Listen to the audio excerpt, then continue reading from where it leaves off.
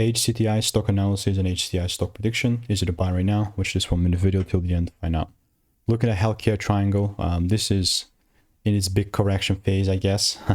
I myself have done well over 42,000 videos over 5 years. So discretion has been built, and just to keep it simple, I've seen what's making me money and what's not. I have my data and refine everything over 5 years, and it's all on my YouTube channel. So especially here, since it pumped up, I was like very aware that it could just dump as well. And this is why I mentioned that I have this inverted exclamation mark.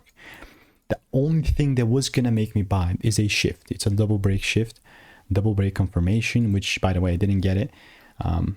It came down a little bit deeper. Does it still matter? Yeah, sure. If I see breaks above 0.0256, not just once, but like I see like a second shift, then I guess I'm just trying to juice it the most that I can.